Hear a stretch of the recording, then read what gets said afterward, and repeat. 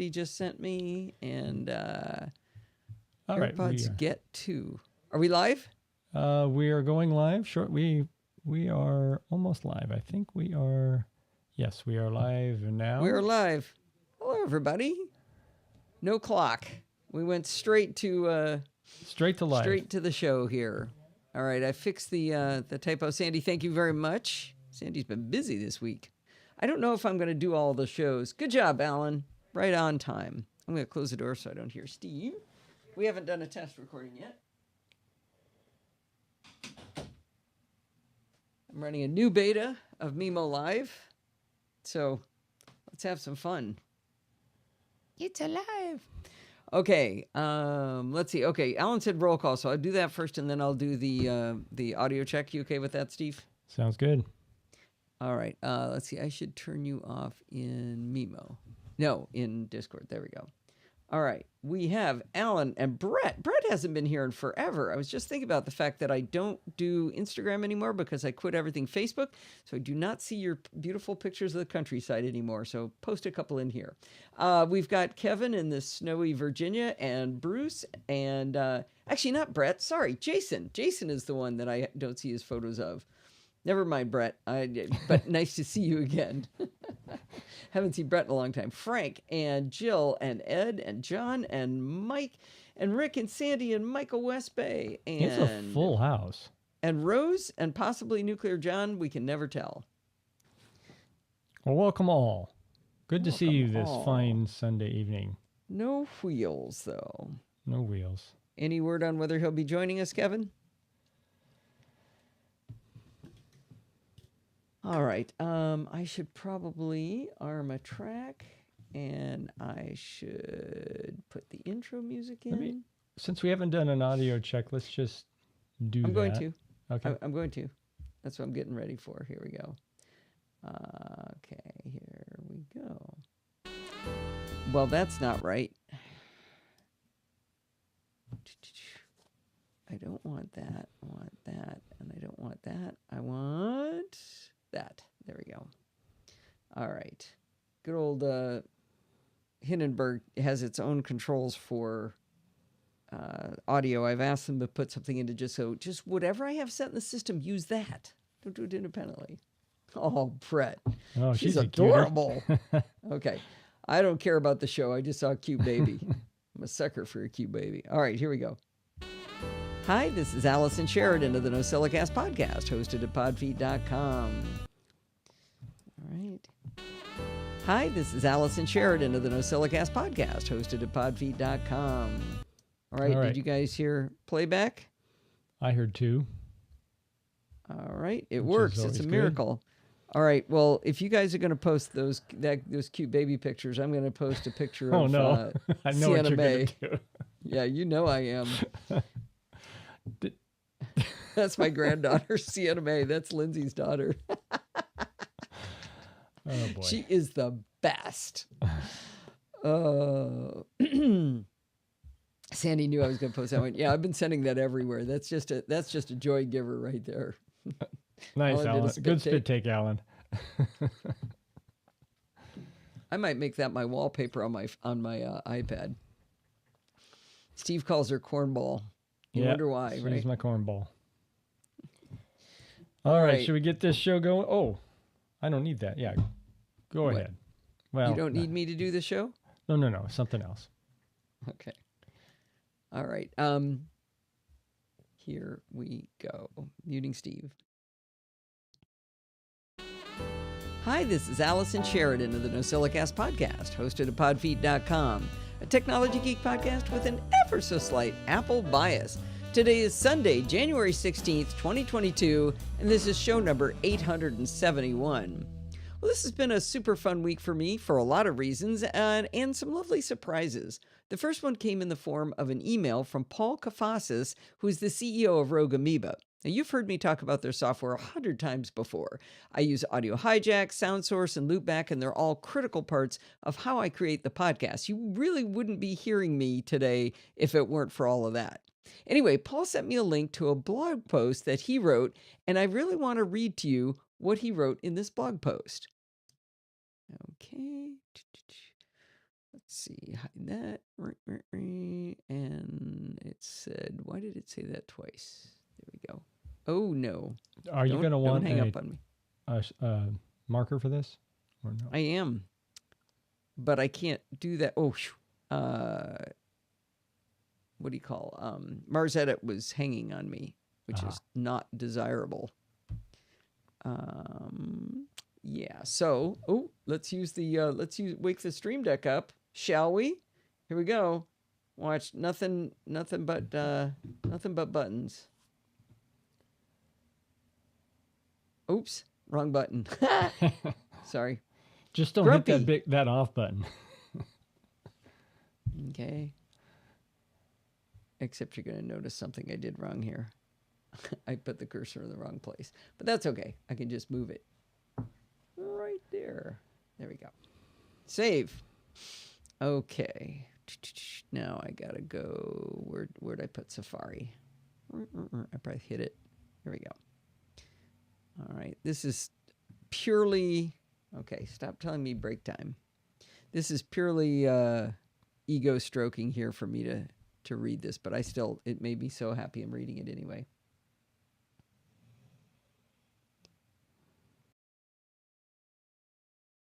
Paul wrote, back in 2018, I wrote a post examining the evolution of the license windows found in all of our products. At the end, I highlighted a fun animation we'd recently added, which featured some no cleanup required digital confetti. Fast forward a few years, and I've received an email from friend of Rogue Amoeba, Allison Sheridan.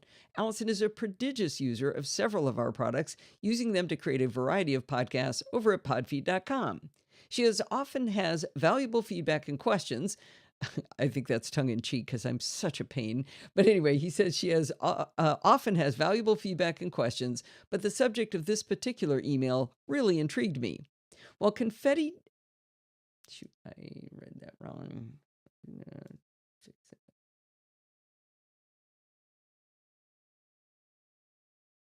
The title of the email was Confetti Needs Sound. Now, while confetti needs sound sounds amusing, her email detailed a valid issue she'd found. While discussing the accessibility of our products on the American Council for the Blind's streaming radio show Magic Mac, she realized that our digital confetti wasn't accessible. When unlocking our products, sighted users see the animation above, but nothing was provided for the visually impaired. We work very hard to make our software accessible, and the Golden Apple Award Audio Hijack received from the Apple Viz community fills us with pride. So after reading Allison's email, I opened a ticket in our bug tracker for further discussion. In short order, our designer turned sound designer, Neil, had created some possible sounds to consider. We kicked around an assortment of ideas. This was the first stab, which I found a bit too high energy. I don't know if you're going to be able to, if this is going to work. What did I do? Let's see. So I need to use loopback in order to, yeah, I put this in here. I think this is wrong. So just to show you what I do, let's see, let's go full screen. We're already full screen. Okay, so Al's mic is how you hear me. I'm going to add another source, and I'm going to choose Safari, and I'm going to go down here to options, and I'm not going to mute when capturing, because if I do, you won't hear it. So while that's up, tell me if you can hear this.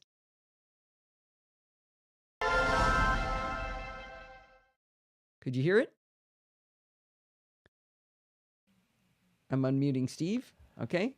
Sandy heard? Okay, good. So, right, so I'm not sure we heard it in Mimo. Let me, can you play it again? Yeah. Yep. Okay. Heard it. Good. Okay, so now, this is going to be...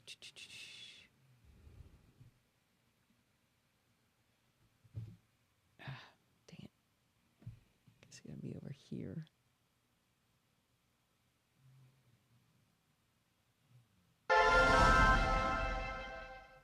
This next one sounds like a great sent email sound, but that's not what we needed. Should unlocking our software convey a... Okay,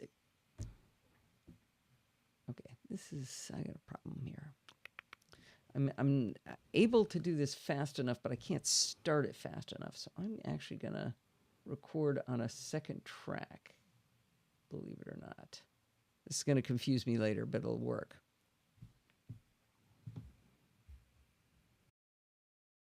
Stab, which I found a bit too high energy. Hang on, I missed it. Okay, try that again. Back over here. This is tricky. This is why I don't do live audio. All right, here we go. This was the first stab, which I found a bit too high energy. This next one sounds like a great sent email sound, but that's not what we needed. Should unlocking our software convey the sense of mystery and wonder felt when a hidden object is suddenly revealed in a video game? Perhaps not. New Wave meets X-Files? This wasn't it either. Ultimately, this was our winner. It's soft and subtle, but it still conveys a positive note. Importantly, it's low-key enough to avoid interfering with any work you're doing with our tools. Lee had previously worked on the current iteration of our HTML license window, so he stepped up to get audio playing as desired. In just a few short days, we've gone from a user suggestion to full implementation. Once we shipped the next round of updates in our lineup, this change was present in all of our products, making even our unlocking animation accessible to all. He goes on to explain that you can experience the latest in software innovation by purchasing any of our powerful audio tools, then unlocking it with your license key. But if you're a longtime user of one of our great apps who unlocked your copy many moons ago, fear not. You can relock the software by taking advantage of an internal testing function. I'm not going to read all of the details of that because there will be a link in the show notes, but he does give the method that you can use to unlock the sound effects so that you can hear it for yourself, even if you're a longtime user of Rogue Amoeba products. I just love this. This made my day. It made me so happy. It didn't hurt at all that he gave a link to the Podfeet podcast. I thought that was super swell of him. But it just shows the nature and quality of this company and what they find important, that he would take the time to write this blog post and make sure everybody knows that they did this. So thank you, Paul. Thank you, Rogue Amoeba. I think this is really cool. There you go. Isn't that neat? Yeah. Yeah, that was good of Paul. Yeah. All right. Oh, there's Sophie and Brett's arms. Oh, yeah. Okay, forget Jason's pretty pictures of the outdoors. Now I want baby pictures. Is it Kevin's birthday? Today? Kevin? Really? Alan just wished him happy birthday. I thought we would have known that. All right. First stab, which I found a bit too high energy. Okay, there we go. All right. Now we should have a chapter marker. Okay. Let's see. Grumpy.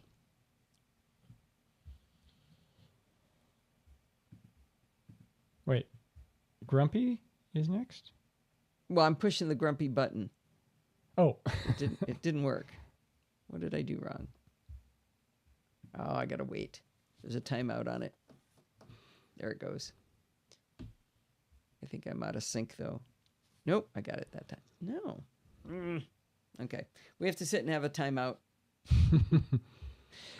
I don't know how long it is, but it's a few seconds, so I'll just vamp here and take a sip of water. Actually, I'll record for a second because I do have something to say here. All right, enough. Not there. From this track. Okay, enough of that. Let's get started with the show. We're going to start with a... Try that again. Okay, enough of that. We're going to get started with the show for real here. And we're going to start off with a wonderful contribution by our favorite contributor here. Oh, I can't say that. That means everybody else isn't a favorite. Okay, enough of that. Let's get going into the show. I'd like to start out with a contribution by Alistair Jenks. Should really put him last. Who wants to be after him? Okay. Grumpy. Right click, copy link. Copy. Am I doing that backwards? Why is that not working? Just did it a second ago. Maybe it's copy first. All right. No, it's copy link first. There we go. Sure, it was user trouble. Okay. Now let's find Alistair. I'm not going to play it for you because we've already... Whoop, that one... Alistair. Who wants to follow Alistair on audio? Jeez. Just listen enough to give you a teaser here. By Alistair Jenks. In Big breath. Boy, that was a short teaser. Shaking. Whoop.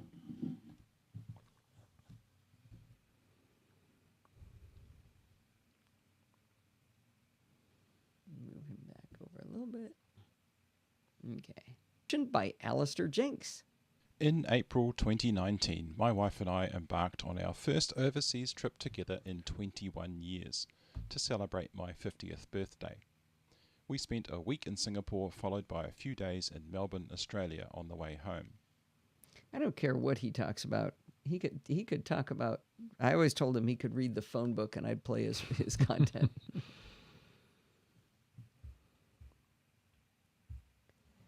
Years. Let's keep it going.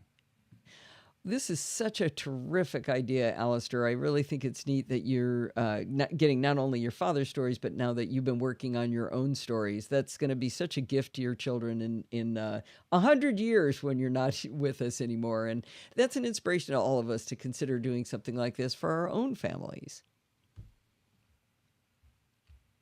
He's got a bulleted word list of 36,000 characters. All right, we're only 10 minutes into the show.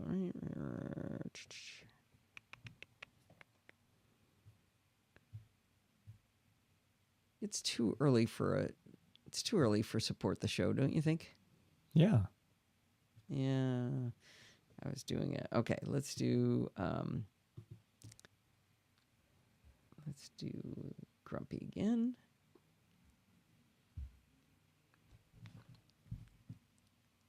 All right, there we go. Just like magic. All right, let me move the order of this. Move that up. A lot of time not talking to you guys, aren't I? Okay, there we go. Okay, what did I say? Oh, we're going to talk about regular expressions next. Regex? Yeah, your mic just got crackly. Okay. Here we go. All right. Muting Steve. Going back in and... Oh, wow. I'm way behind. If you've been on the internet in the last few weeks, you've probably heard about a wonderful new word game that everybody is playing called Wordle. Just in case you haven't heard of it, or if you're confused at all about it, let me give you a quick intro before I give you a way to help you play the game. Wordle is a web app at powerlanguage.co.uk/Wordle. Now, that might sound funny, but don't be confused by the imposters in the various app stores. They are not the real deal. Apple is trying to squash them as quickly as they're spawning, and I presume Google is trying to do the same thing in their app store. The problem is that the developer of Wordle, a gentleman named Wordle, refuses to monetize his game, so people really want to make money off of this. He made this game for his wife, and he gave it to the world, and everyone is trying to make money off of his generosity. An important part of the success of the game is that you can only play it once per day, and everyone who plays it on a given day is trying to guess the same word. So if you do succeed, he built into the game a way to share your success and even show how many guesses it took you to win. And in that way, it doesn't spoil it for everyone else playing on that day. He created this form that makes it give you some hints of how somebody solved it, but it doesn't tell you anything about the answer. So now that you know where to find it, let's give a tiny bit of information on how to play. Now you can find full guides on it everywhere, but I have to lay out the basics in order to talk about a way to help you play the game. The goal of the game is to guess a 5-letter word. You get exactly 6 chances to guess this word. The game board is 5 letters across and 6 high. 6 guesses, 5 letters each. Each word you guess gives you clues to the final answer. As you make each guess, the letters are color-coded. If a letter in a word you typed is not in the answer, the letter will turn gray when you hit enter on that word line. If it is in the word but it's in the wrong place, it turns kind of a dark mustard color. If it's in the word and in the right place, it turns green. With these clues, you could make a more educated second guess. Your first guess might show, say, the letter L is green in position 5, but A is mustard in position 1. That means you now know the word has the letter A, but not as the first letter, and it has L as the 5th letter. And you also know that the other 3 letters in your original word will never be in the final answer. As you guess new words, with each guess, you'll get more information about what letters are in and not in the word and the positions of those letters, or the possible positions.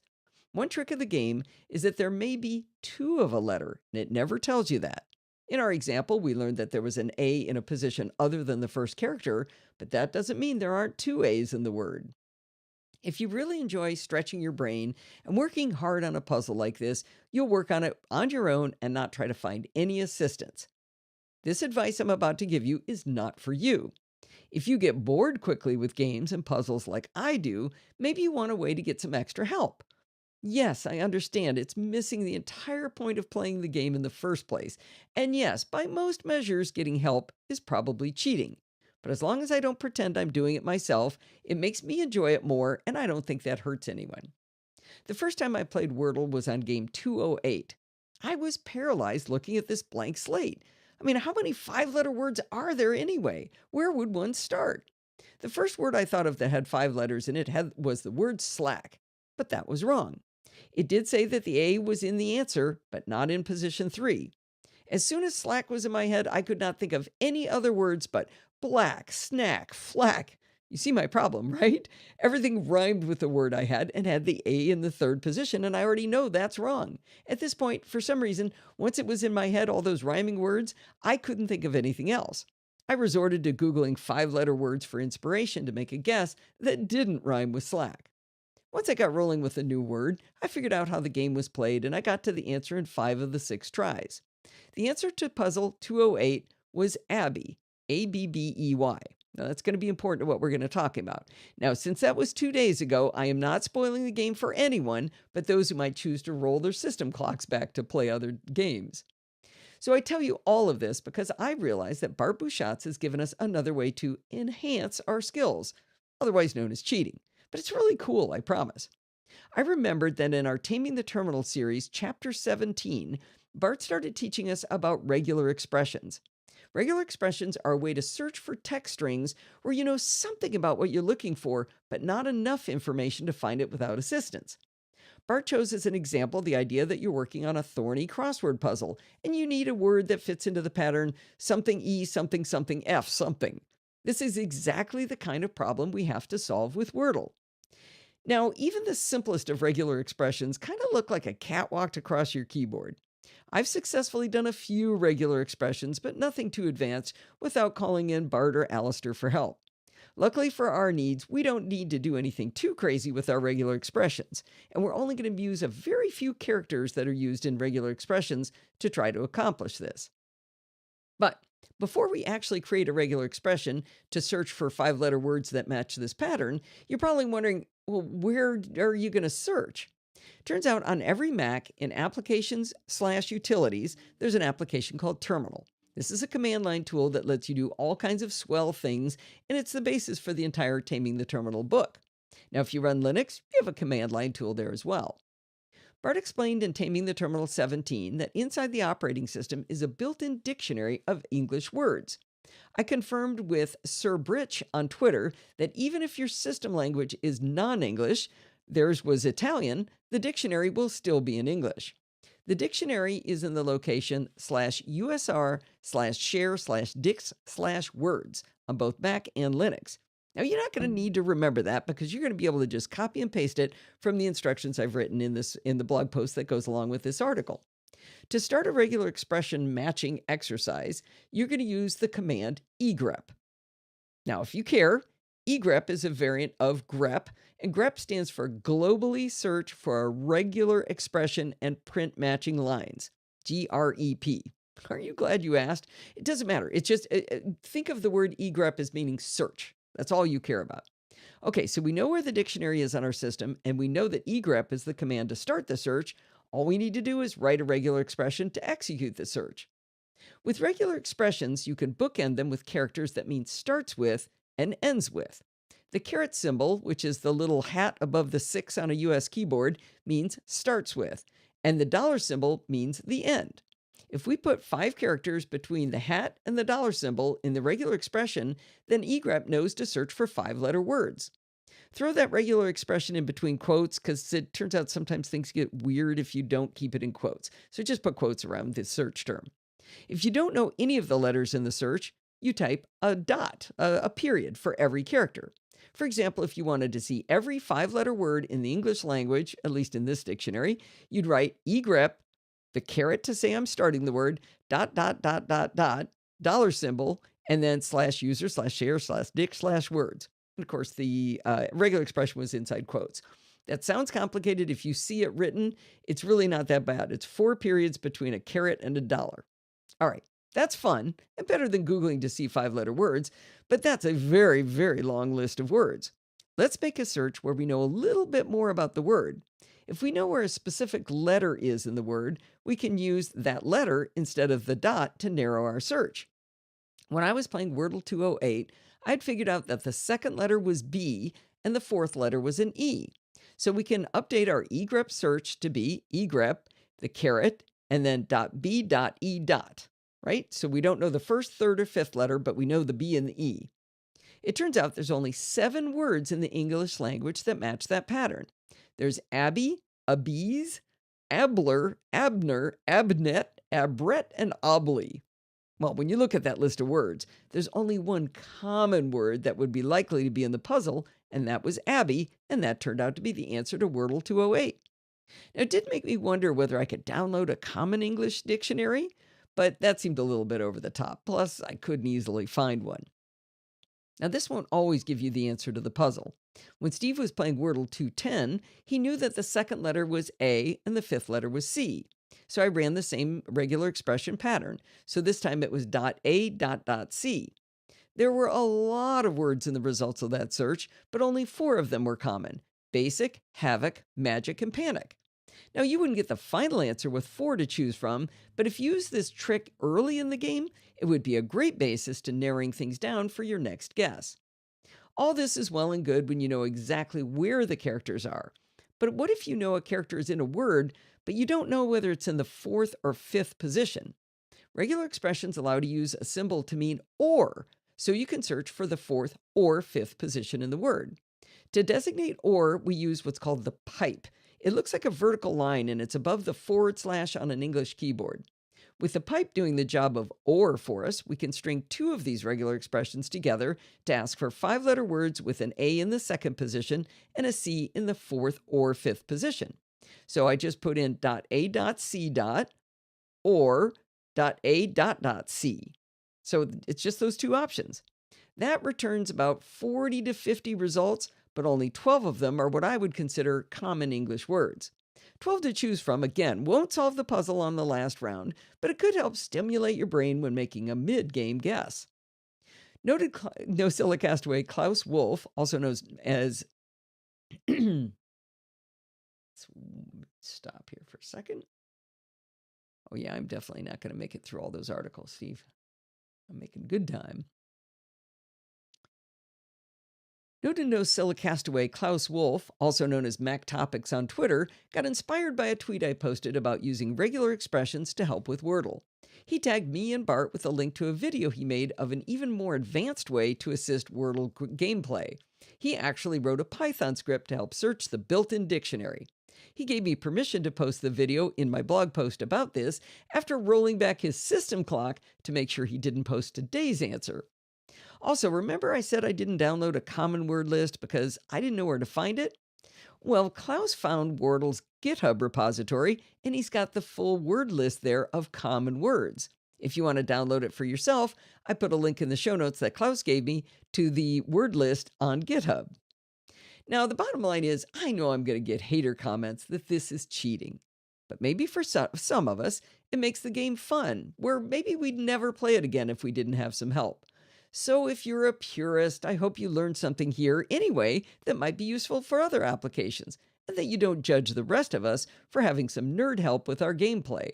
Plus, like Klaus said, this was really fun to figure out. If you like this and you want to learn more about the terminal, I can highly recommend the fabulous Taming the Terminal podcast, and you can subscribe to that in your podcatcher of choice, or you can download the free ebook in the format of your choice at podfeed.com/tttbook, or you can view it online and listen to the podcast along with it at ttt.bartificer.net. And of course, all of those links are in the article referenced in the show notes. Well done. I didn't mention, but I posted that article in the programming subreddit. Just I thought, people might find it interesting. It got downvoted because people, the first comment was something like, "Why don't you just play the game? Don't cheat," right? They didn't quite understand what the nature of this was, and that kind of set the tone for the future comments. Yeah. So I just yeah, I know. As soon as I posted it, my friend Pramit Nayeri wrote to me on in a text message, and he just wrote back, "That's cheating." yeah. Yes, it's cheating. Yes. But it's fun how many with people do you programming. think are playing the... Yeah, it was fun with programming. But how many people do you think are playing that game and not using Google to help them find the words? Right? I bet Half? about 80% are using Google anyway. Yeah, Don't you think? Probably a lot, yeah. Yep. All right, Yep. let's make a chapter mark. Let's see. Let's push the button. I just love doing this. This is fun. Oh, no, it isn't chapter mark time. No. No. It is support the show time. Do you think I should put in a link to support the show? Because I could put the... What would I put there? The Patreon link? Well, let's see. Your website has a support the show section, I thought. Yeah, it does. Why don't you just put that in there? Use that? So I've never done a chapter mark there because I don't want people to skip past the ad, but I don't think it probably keeps anybody from skipping past the ad because if you skip to the next chapter, you'll get to the next chapter, which is the content. I see. Yeah, you have a support the show link. Oh, I see. It's not... No, I see. It's part of your main blog. That's not an active link. That just shows you the 3 ways to contribute. Yeah. So that wouldn't give you... podfeed.com/support the show. I have one though. Huh, it's not active. What is it called? Support? No, you don't have to know where it is for it to be active. That's not true.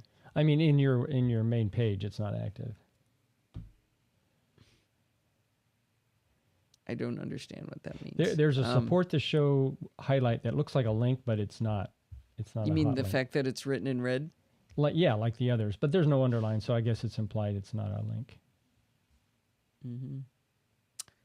I'm gonna make a chapter mark and I'll put it to Patreon for this one. So I think I'll just do a chapter mark. Because what if somebody wants to go straight to support the show? How many people would want to do that? Maybe. I guess it's possible.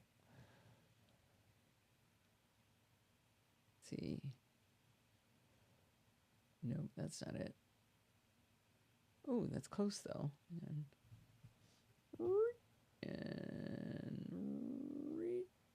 All right. I'm going to put that down as an action item.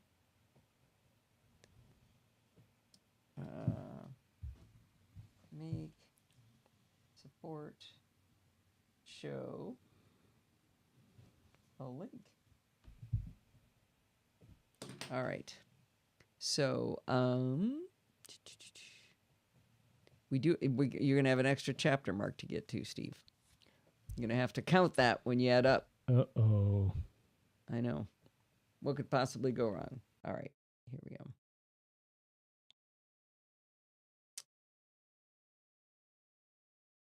You may have noticed that this show is not supported by ads. It's supported by the NosillaCastaways. This week we had 3 wonderful people show their support financially, and it was in 3 different ways. I told you this was an exciting week, didn't I?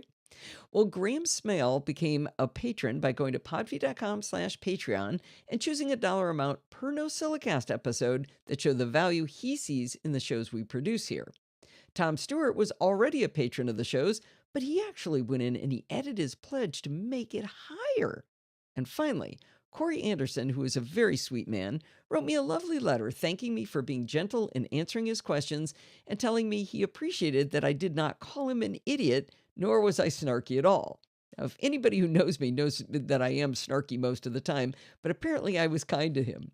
It may be a little bit sad that others must have done that to him when he asked questions, but you know what? That's just not who we are in those NosillaCastaways community, right? Anyway, his letter made my day, but then he went to podfeed.com/PayPal and he did a one-time donation to show his appreciation and to help pay the bills. All 3 of these gentlemen are my heroes, and I thank them for showing their appreciation of the work we do here at the Podfeed Podcast. Isn't that crazy? Wrote a nice note and gave me money. Very nice. Okay. I did save, so that's good. It's good, but I'll do another chapter mark. Let's watch Grumpy in action. Where's the Grumpy button? Did you tell the folks you labeled that button Grumpy?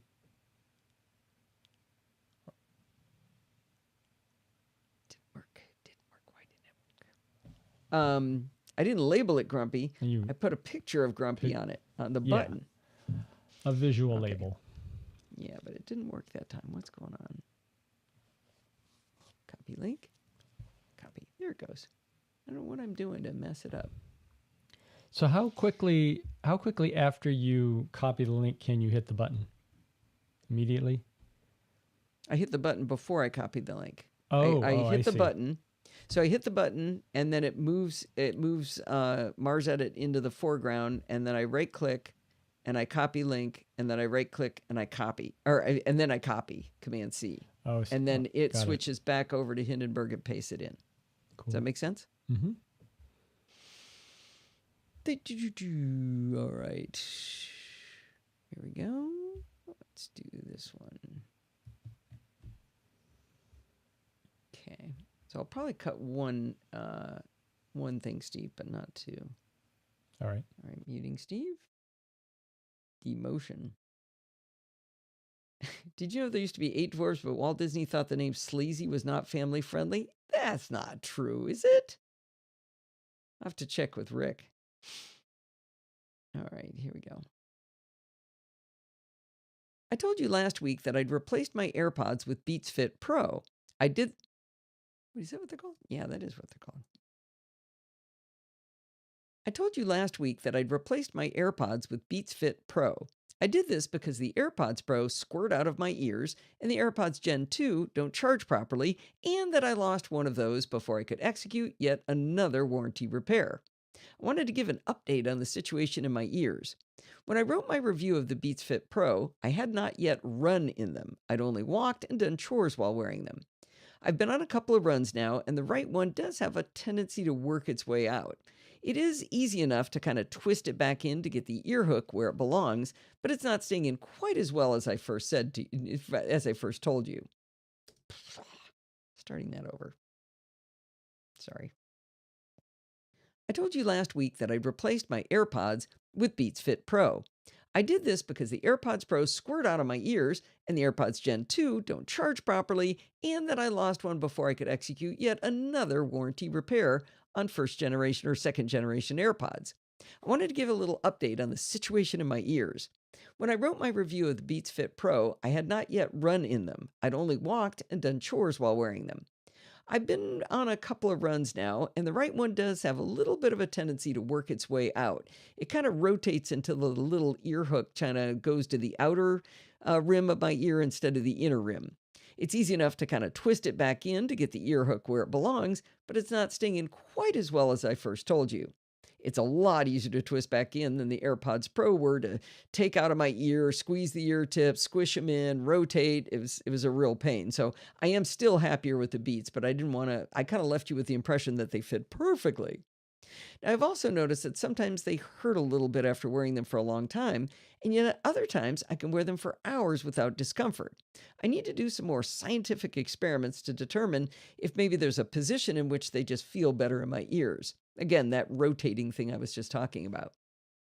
Now, the other day I was power washing my neighbor's driveway. You see, he was in the hospital, so he couldn't stop me from doing it. I was listening to a podcast and I realized that it didn't sound like noise cancellation was enabled. I did a long press to turn it on, and I have to say it was an amazing difference for such a loud and continuous sound. I was very pleased and impressed. I was able to hear my podcast and not have as much sound coming into my ears. I could have sworn that the AirPods keep noise cancellation enabled if I had it on during the previous usage, but the Beats Fit Pro definitely do not. They always default noise cancellation to off, so keep that in mind if you get them. You might think, hey, it's not working, and you find out it's off because I think it's off every time you turn them on. I also mentioned that Steve has the Beats Power Beats Pro, which is totally different than Beats Fit Pro. Anyway, his are the ones that have the wraparound hooks for the outside of your ears. The other day, he wanted to watch The Expanse while I was watching another show in an adjacent room, and we were going to have conflicting audio. Now, a show like The Expanse isn't any fun without the volume turned way up, so he decided to use his Power Beats Pro to connect to the Apple TV over Bluetooth. Now, we're not exactly sure why, but the Apple TV simply did not see his Power Beats Pro. He tried my Beats Fit Pro, and the Apple TV immediately saw them and connected. That let him try out spatial audio, and we don't think that's supported on the Power Beats Pro, so it was pretty cool that he got to try spatial audio with The Expanse, and he seemed to enjoy the experience. Now that he tried them for TV watching, he thought it might be fun to try them for running. There are a few things to note.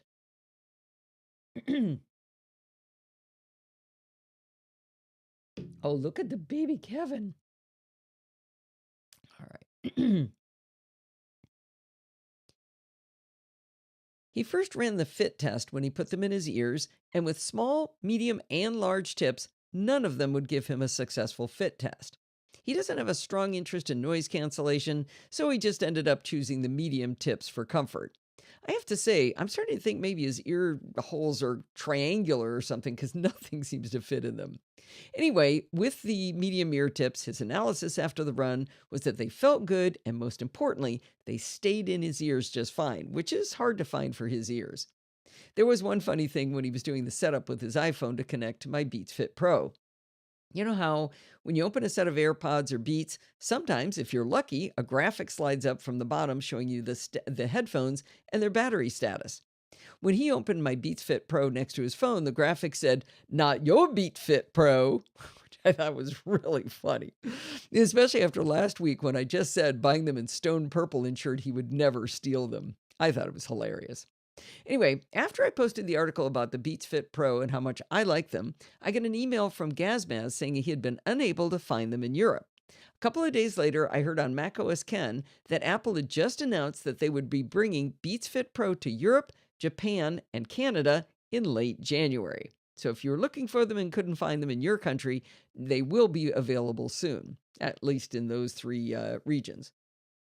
Now, last week, I also told you about how last October, just a few months after I bought yet another pair of Gen 2 AirPods, they started to fail just like the first pair, where I would pull a headphone out and it wouldn't be charged. I'd put it back in and it would say it was charged. I was going to get a replacement through AppleCare again, but before I could call them, I lost one of them. I was so disheartened by the process the previous time I'd had to replace an AirPod outside of AppleCare that I had been procrastinating. Oh, I better change that.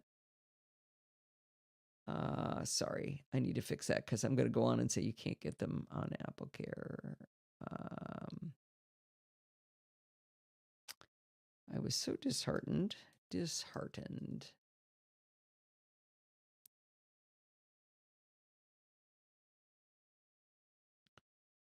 And sending that back to the blog. I think it's going to disappear on me. I was so disheartened.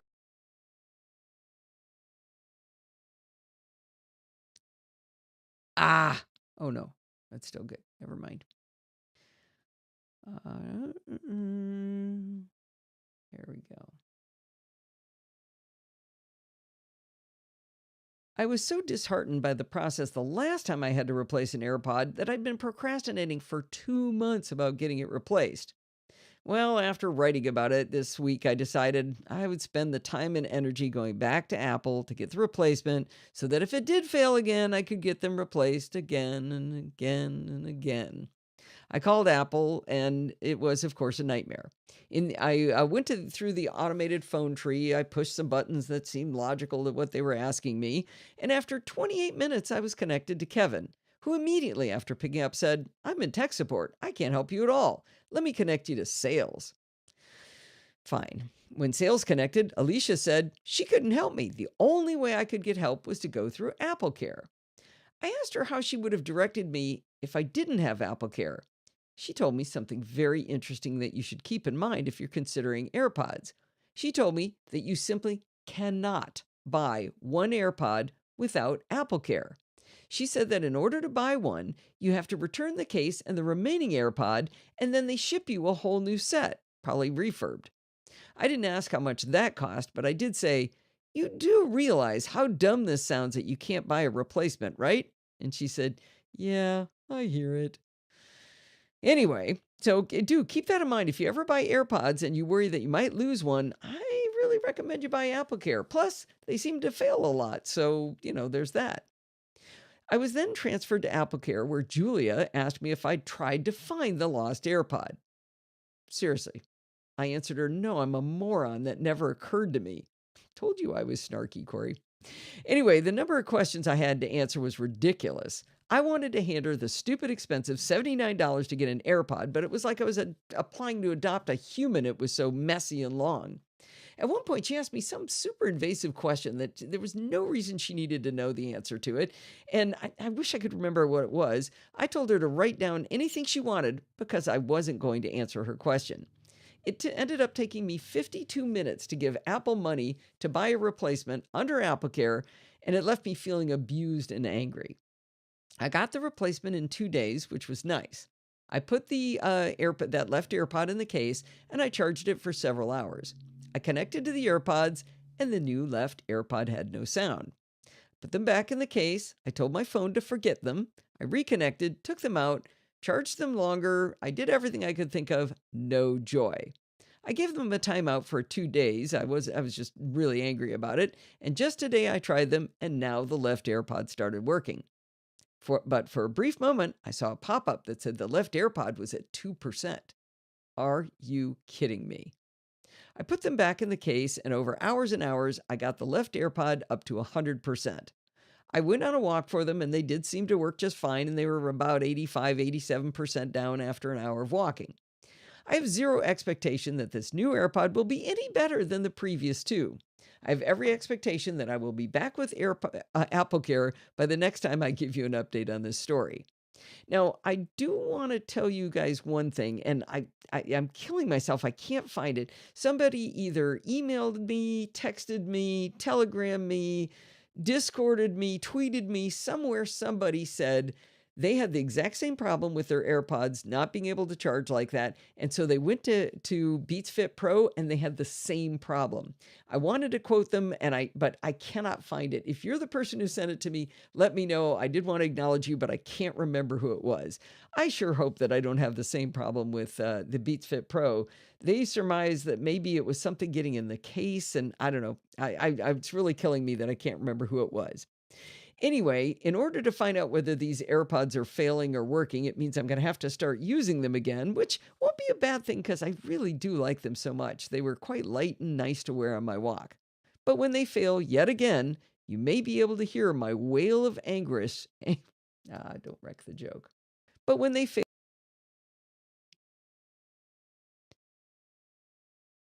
they inevitably fail yet again, you may be able to hear my wail of anguish from wherever you live. All right. What have I missed, Steve? Most people are thinking, including myself, that it's probably the case. So I want to take a good close look at that case. The case 3 times? This is, I didn't go into the detail on this, but this is the 3rd time this has happened. That's what I'm saying. If it's repeating always on the same one, it's most likely the connection. No, I had a set. I had this problem. I had a second set. I had this problem. I returned it under warranty. Whole new case, whole new set. Okay. I returned the whole thing back to Apple under AppleCare. This is the 3rd case, 3rd left, 3rd right AirPod. So maybe they're just giving you back your case. They're just giving you new refurbished Jill AirPods says with it's a the same bad case. tilt in the AirPod case. A folded piece of paper, something to jam them down in there. I had one person on AppleCare ask me, "Are you sure you're putting them in the case right?" Let me demonstrate in case anybody hasn't ever played with them.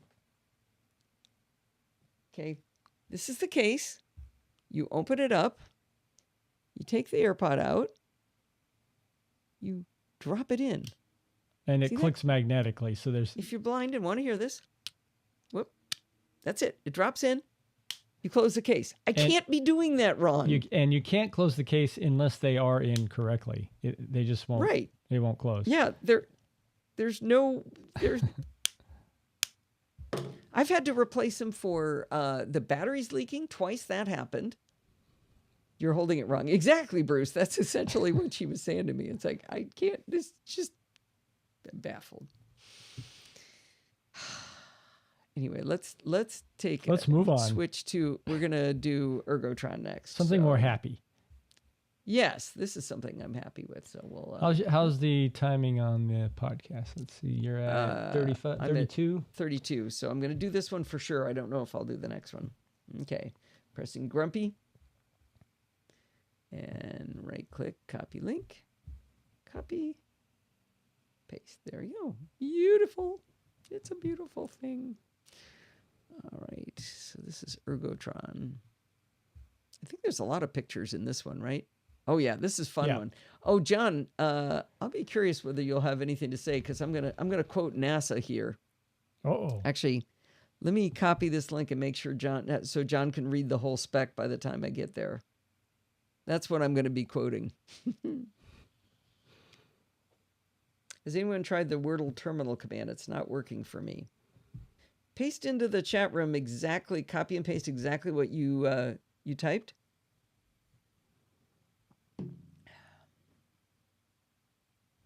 And I will double check it after I get going here. That was to Rose. Rose is, yeah, she can hear me. Okay.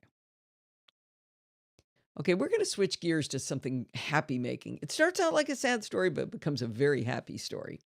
You may remember that a year ago, Steve, in a moment of lunacy, bought me a Pro Display XDR. Not only that, he sprung for the extra $1,000 for Apple's stand. When I talked about it last year, I mentioned that the stand left me a little bit disappointed. I promise this article won't just be about the Pro Display XDR. The solution that I'm going to talk about today may be helpful regardless of the size and supplier of your external display. But let's start with the problem I had to solve. The problem is that the stand does not accommodate the sitting eye height for women. At its lowest position, the top of the display is far above the comfortable viewing height for women. Now, this isn't just my problem, and I can prove it. I believe that Apple has not considered the effect of their design decisions on women, and this is disappointing. Makes me wonder how male-dominated the design team, the review team, and the testing teams might be. But let's not speculate on that. I said I could prove the height of the monitor isn't comfortable for women in general, not just me, and let's explore that. NASA and other space agencies have to build out their spaceships for men and women of many races. The days of all astronauts being male are finally past us. The days of only Russians and white Americans going to space are also well behind us. Government agencies like NASA have specs on absolutely everything, and everything they do is in the public. This allowed me to pull the specs on male and female sitting eye height from NASA. According to NASA's Manned Systems Integration Standards, Volume 1, Section 3.3, Anthropometric and Biomechanics-Related Design Data, the 50th percentile male's height from sitting is 3.1 inches higher than the 50th percentile female. Now, the spec also looks at the 5th percentile and 95th percentile, where Asian Japanese women are in the 5th percentile, and white or black American males are in the 95th percentile.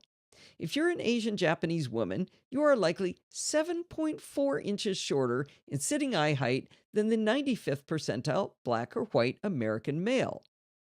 Before I draw conclusions from this data, it's important to note that the spec warns in Section 3.2.1 of the Anthropometric Database Design Considerations, they say, quote, misuse of the 50th percentile.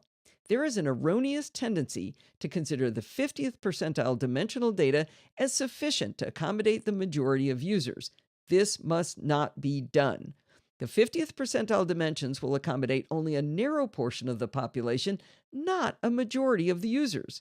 The full size range of users must be considered. Let's repeat that last line.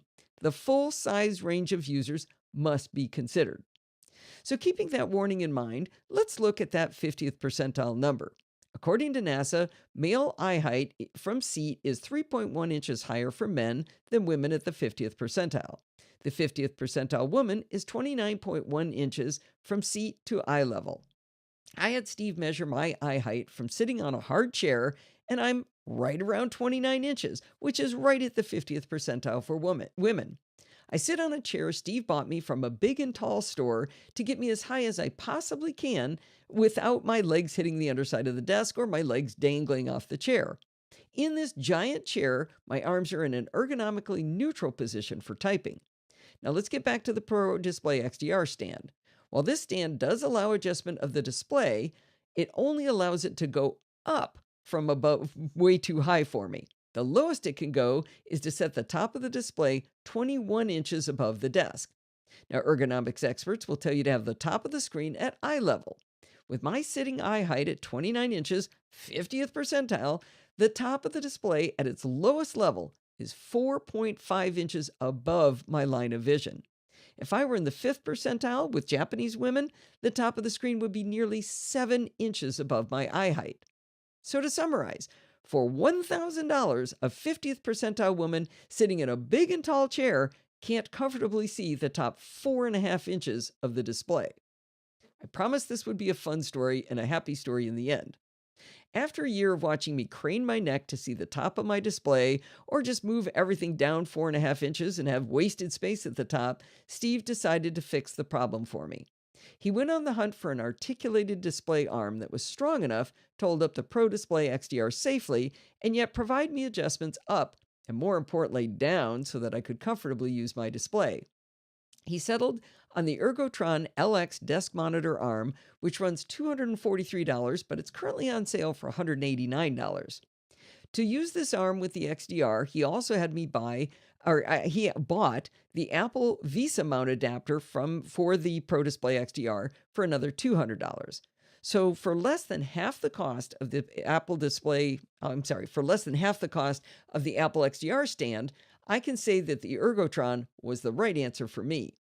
This display arm and the company Ergotron may work with your displays and might give you the flexibility you need. The most important thing to know is whether a display arm is strong enough to support your display. Ergotron is a handy-dandy mount finder where you choose the manufacturer and model number for your display, and then they suggest mounts that will accommodate your needs. The LX display arm Steve chose is the desk-mounted version and will support from 7 to 25 pounds and displays up to 34 inches. It has a travel of 13 inches vertically, it can tilt 75 degrees, as well as pan and rotate 360 degrees. I'm sure glad about that last spec because my Apple stand could rotate the display vertically, and I absolutely never once found a need for that feature. Two different mount methods come included with the LX display arm. You can either clamp it to the desk, which is what we chose, or you can use what they call a grommet hole. In this configuration, you would drill a hole through your table or desk and then connect a plate on the underside. You can also choose how many degrees of freedom you want on the arm by using both of the included moment arms or just one. We chose the full articulation method because I wanted as much flexibility as possible. With both arms in play, I can move the display forward and back on my desk, and in fact, almost to the very front of my desk if I ever needed that option. We attached the Apple Visa adapter mount to the display with 4 screws. Actually, I'm going to re-record that. Save and take a drink here. It should come with a Wallace.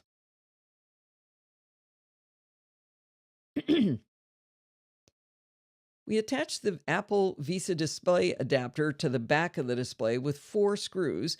We assembled the LX arm and connected it to the Visa adapter. Then with lots of, "Look out, don't hit that, your corner's near the edge, tilt it," comments to each other, we were able to carefully guide the LX arm into the clamp on the desk. We knew that we would need to do some adjustments to balance the display on the arm, so when we assembled it and the display sank to the tabletop, we weren't surprised. Instead of reading the directions, though, we looked at the joints and then looked at the included tools and started muttering how they didn't give us the correct size Allen wrenches to make the adjustments. I went through all of the sets of Allen wrenches we have and all of the bags of random Allen wrenches left over from various projects, probably IKEA, and the hex key required was halfway between 2 sizes we had. We looked at both metric and imperial sizes, and we could not find the right tool. Between swear words, I suddenly had an epiphany. I wondered if the instructions might say how to adjust the tightness of the joints. Now, this isn't as dumb as it sounds because most of the pages of the manual have giant graphics with super obvious arrows telling you what to do, but the adjustment pages at first glance looked like those warnings you never read on products like, "Don't put this electric toothbrush in the microwave." I kept going past that page, and I eventually found the trick to adjusting the LX arm. You don't use an Allen wrench to just tighten the joint by going perpendicular to the arm. Those are not the right joints, or not the right place to use your Allen wrench.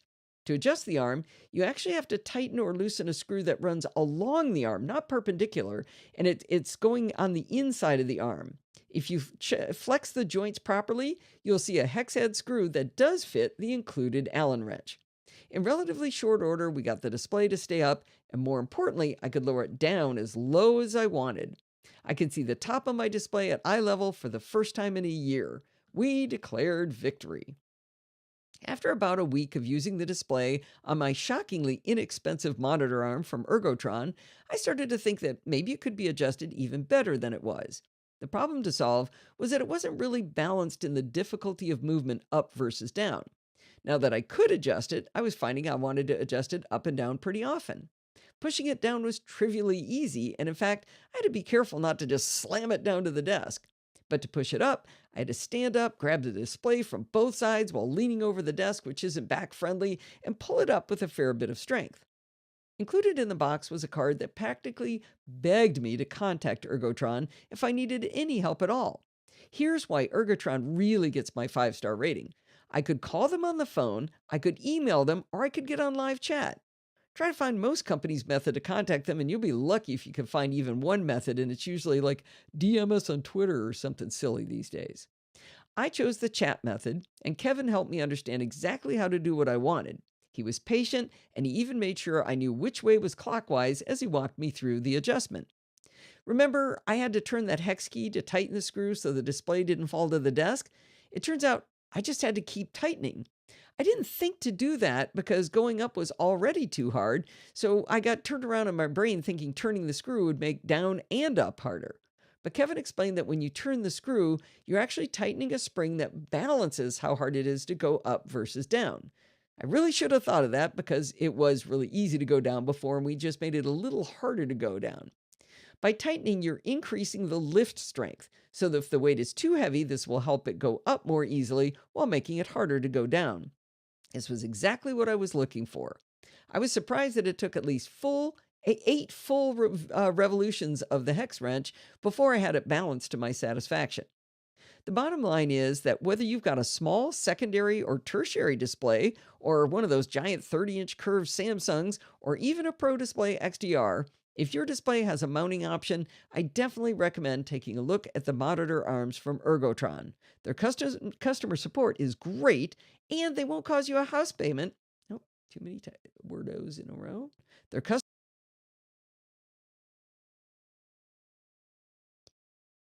Their customer support is great, and they won't cost you a house payment to get your displays exactly where you want them.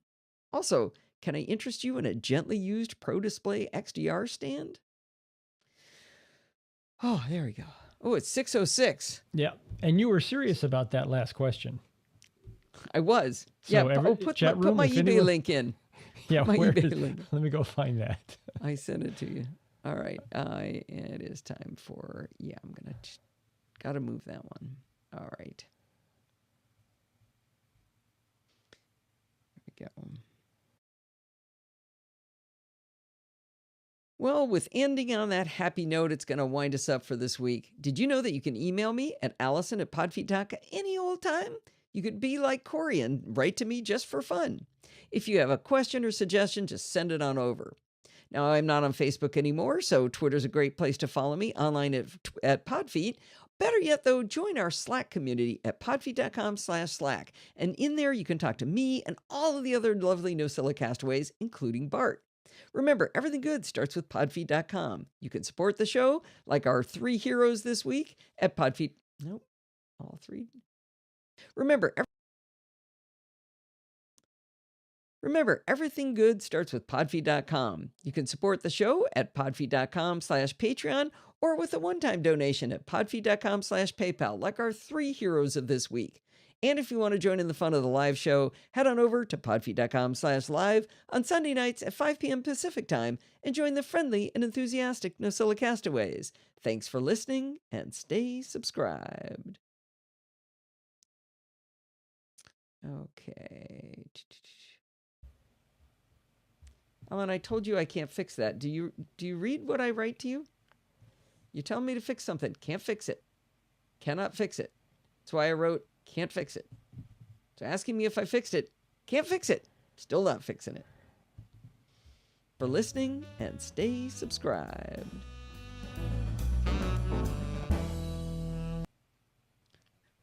I do appreciate you telling me about it, though. That was good. All right. We're going to definitely need to count some chapters here. I have. Now, remember, I'm counting... so you cut off the last one, right?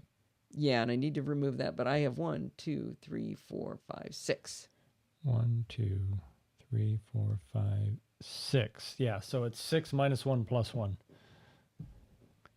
Okay, and I'm going to need to put this here. And back over here, it's going to be 872.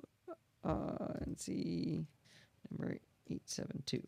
Okay, that's good. I just got to make sure I get that, and I got to take it out of the title. And I know you guys are still waiting for me to declare I'm done. If I don't do this in Feeder and everywhere else, it will show up that there's an article that's not really there.